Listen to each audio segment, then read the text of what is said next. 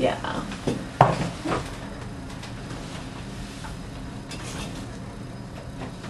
All right, welcome back to Synchronicity, talk radio for your mind, body, and soul. I'm your host, Marie Benard, and today we are joined by Karen Elkins. She is the founder of Science to Sage. You can find her at sciencetosage.com, and she is my lovely co-host today, filled with amazing, I mean, gosh, you should see how she's just madly taking notes and all of these, like, thoughts just going off in all these different directions, and I'm like, my mind is boggled. I don't even know how she can keep up with all this information. But we also had today's guest is Joshua Shapiro. He is an expert in crystal skulls. He's going to be at Unity of Vancouver this coming Sunday, March 11th at 4 p.m. If you want to check him out, and you can go to his website, whatarecrystalskulls.com, and again, Karen's website, sciencetosage.com. And you are listening to CITR 101.9 FM in Vancouver, or you might also be listening online at CITR.ca, cosmicdimensions.com, empowerradio.com, or on the Co-Creator Network. And we actually, during the break, had a guy call in. He creates mountain biking trails, and they mark their trails with crystal skulls to keep them in alignment. He didn't want to get on the air and talk about them, and he won't tell me where they are because they're secret mountain biking trails. But apparently, if you see one of these skulls, it's there for a reason, so leave it there, and you're on a very special trail if you happen to discover one of them. So welcome back to the show, Joshua. Pleasure to be here. Thank you. Which direction shall we go next? Well, you know, I had a question that came to my mind when you were talking about how I can't even think of it right now, but it came up with the idea of crossing the land bridge. That, you know, that there is a time when cultures from like Tibet and came all the way over across the land bridge, the Inuit, and then all the way down to the Navajo. You can see a lot of the artwork and a lot of the similarities of the people and how they dress and their costumes and customs. But it's really interesting when you think about that this whole thing, there was a time when people did get around. There was a time when actually the Chinese actually circumnavigated the world before Christopher Columbus did. There are maps, ancient maps that said we get around, and then if you look at the UFO lore, you can see that from the Vedic tradition to the Bible, there is definitely alien visitations. So it seems to me that these things would be everywhere, and they understood the nation of the universe with its geometric forms and its electromagnetic patterns, because that's exactly how we actually evolve. Yeah, I think of the notion of the pine cone, and the pine cone, if you look at, you know, how 8 go in one direction and 13 go in the other direction, this creates that. That's the pattern of the electromagnetic field, and what you're talking about. And if you look at it, they have those electromagnetic patterns at the Vatican. They have a pine cone. They have them in all of the, you know, the Assyrians, where they're actually turning the code and the keys, the pine cone. It's the magnetic electric field. That is the property of absolutely everything. So when I think of the skulls, it is the everything. So I think the notion that came up in the magazine Science to Sage in this last issue was Michael Talbot's work on, is it a big G or a little g? Are we dealing with God, and is God the magnetic electric part of the field and how he creates? And then there's the little g, which is the aliens that came down and kind of created us.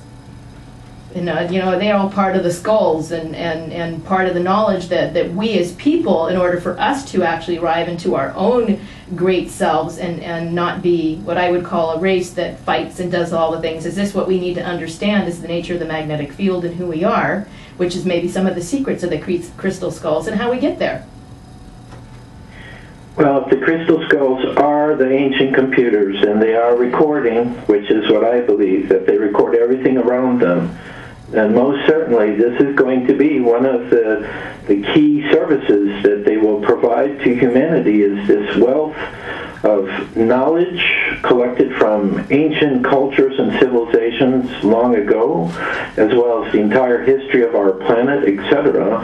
The only key seems to be is how do we access this information? So, for example, so far working with the crystal skulls, we have had people that we would call sensitives who've gone into an altered state of trance, or they've tried to link in energetically to the frequencies which the crystal skulls have recorded. But the only challenge that we've had with that is you could have two different sensitives or mediums sitting with the same crystal skull, and they will give you completely different information. So we're not totally sure if the crystal skull is mirroring back, because I think they also do this too. They mirror back to people who they are and like maybe past lives or where they've been, etc. So it could be that the skull is doing that with the medium, or the medium may possibly be actually getting information. Actually, we're going to have something interesting that's going to take place on Friday, which I hope to bring to Canada as well. We're working with a friend here named Michael Shane, who's a trans-physical medium, and he has had some visions when he was younger of crystal skulls, and this has kind of brought us together. What Michael is doing is not only is he communicating for the Ascended Masters, but he's also apporting objects. And he has apported for us a small crystal skull, which the people will be able to see on Sunday when we do our talk. It goes with us. But the reason that I'm bringing this up is that Michael has taken the human-sized rose quartz skull that we've had made for us by an advanced carver in China. We received it last October, and what he does is he channels from the intelligence in the skull, and he gives to people messages. And it was very interesting what happened when he did that in December, and then on this Friday he's going to do this again. So he actually was speaking from the intelligence of the skull. So this is just something that we have observed to kind of support this idea that these crystal skulls, whether new or old, are actually recording all these frequencies and energies and histories and things around them, which is sort of like what our computers do. And I believe that at some point in the future that we will have some technology or way in which what I see in my mind's eye, and I have no idea where this comes from, like a monitor that you connect to a crystal skull. It would be kind of like, you know, connecting a monitor to a computer, and then all of a sudden on the monitor you can see the movies that are on there or whatever. That visual information that's been recorded in the crystal skull, that eventually one day we'll be able to see it. And I think that's going to be mind-blowing when we're able to access this kind of information. There's a couple things come to mind. I think when I think of the holographic universe, and I think of the Earth as 90% crystal itself, then there's definitely wisdom within the Earth, and it's been recording its history, because we've been recording our own for a very long time. So I can understand what you're saying when you're saying that maybe these quartz crystals have been recorders, just like we use in our computers, so that they could be holographic. The other thing I was questioning, I think you're doing a meditation on Sunday, are you not? Where we are all collectively going to meditate, and then are we having an opportunity maybe to share what comes up for us? Yes, we will be offering a meditation, but also on the 13th of every month, at the 13th hour, we also do a worldwide meditation with people who also are working with crystal skulls too.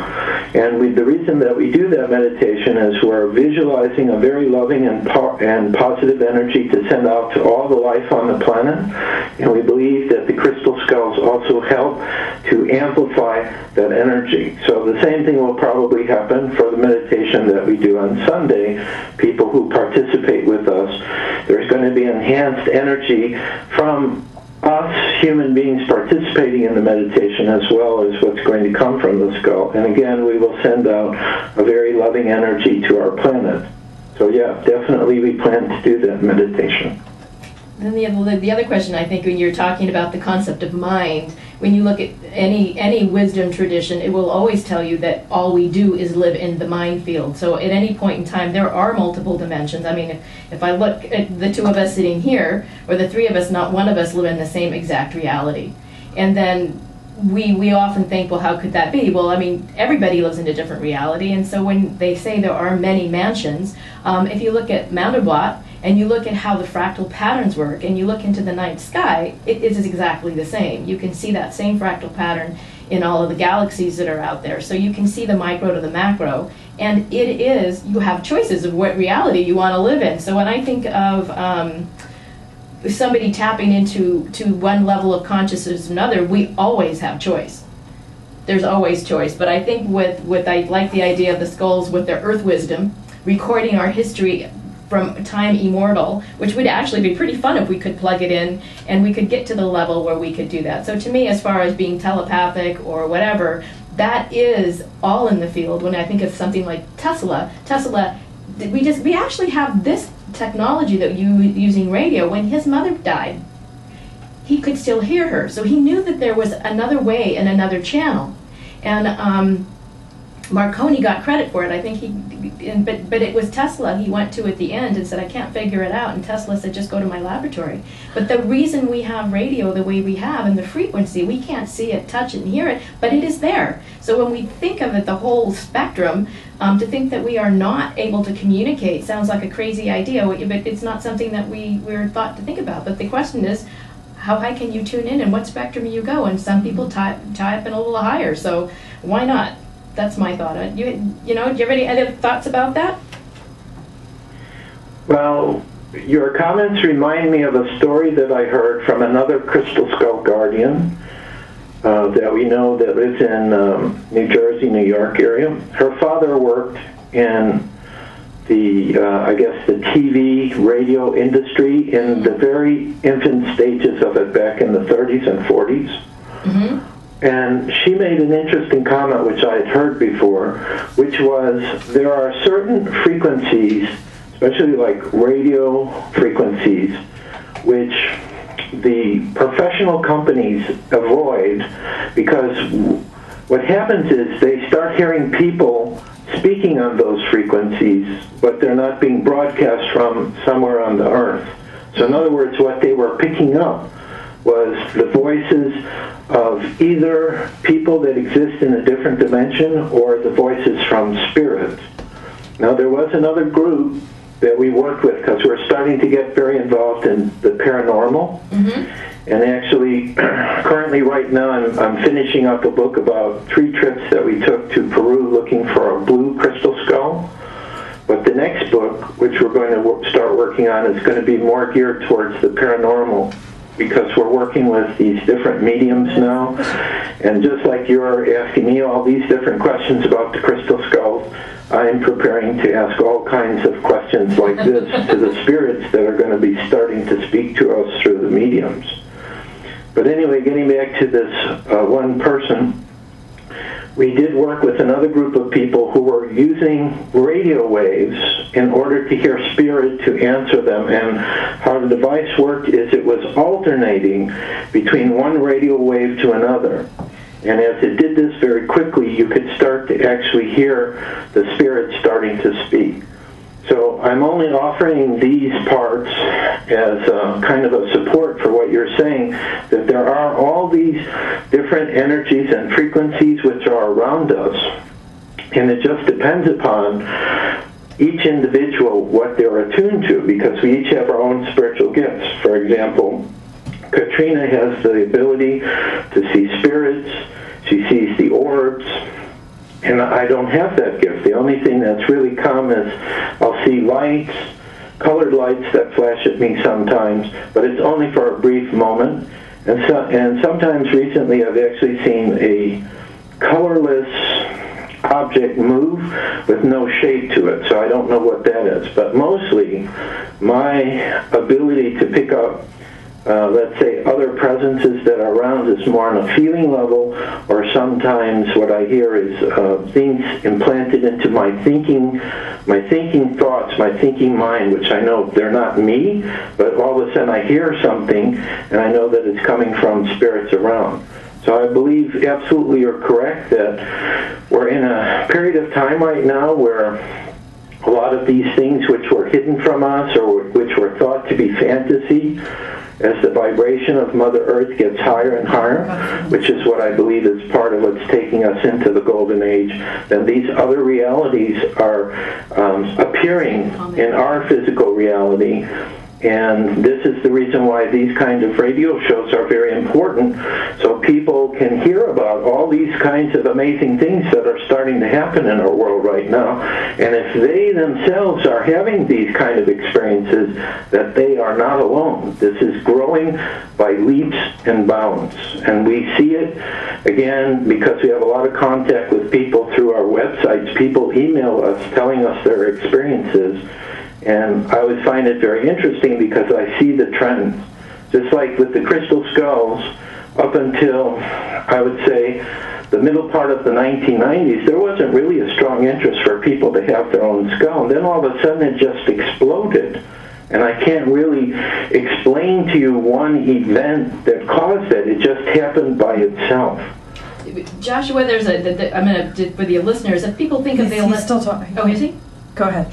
When I think of the electromagnetic spectrum, this is where I think where people might be able to understand. When we look at the very top of the spectrum, it's atoms and particles. And when you look down to our earthly dimension, we're actually solidified particles, these solidified atoms that crystallize literally into form, and that's what we are. And all along that spectrum, there is a lesser and lesser way to, and these are also the radio waves, the frequencies. So some people are more in tune to it than others, and it's a way for the listener to understand the difference of where it is that you can rise to literally and where it is that you can tune in. And some people are more adept at that. So it's not really woo-woo. It's really where are you on the spectrum and what can you tap into.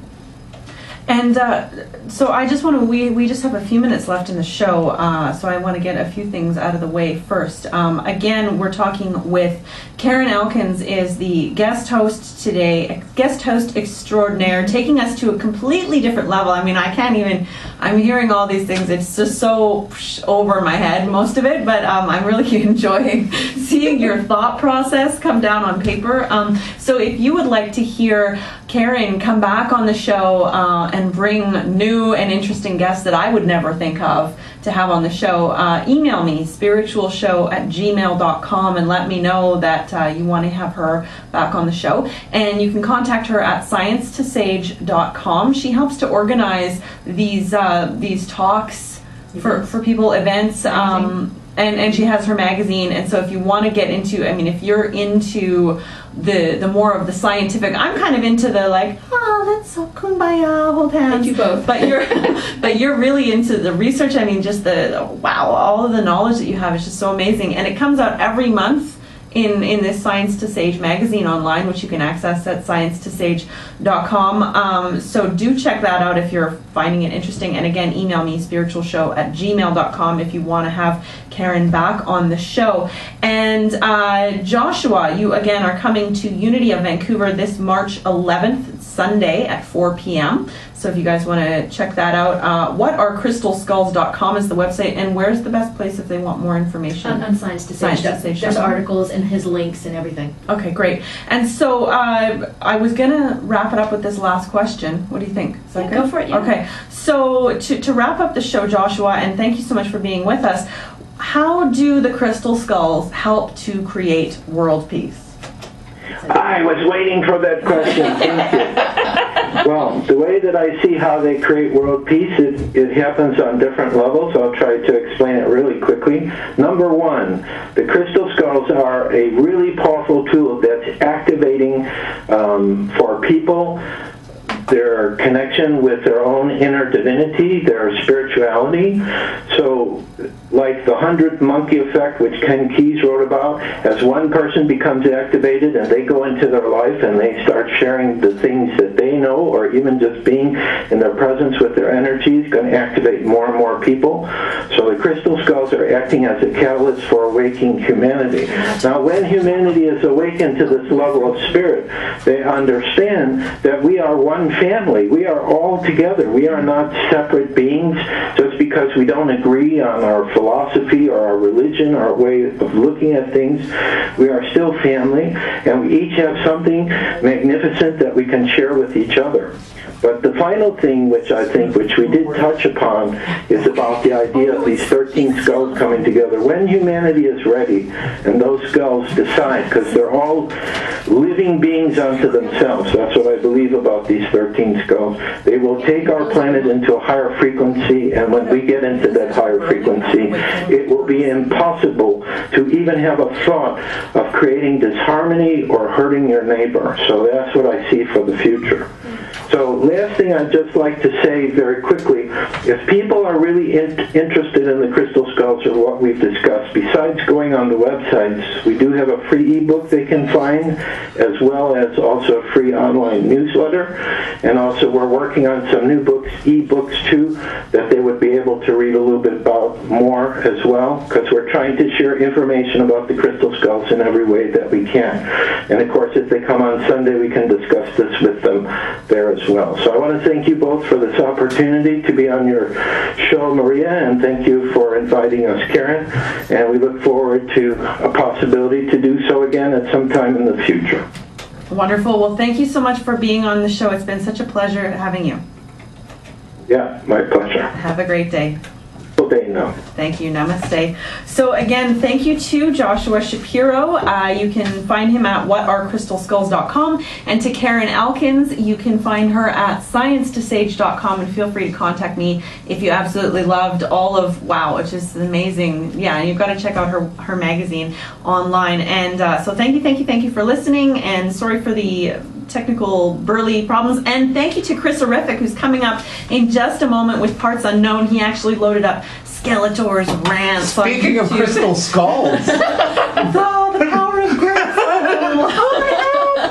So we're closing the show with a little bit from He-Man, right? It's from He-Man. It's from He-Man. Yeah. He should have had his own show, though.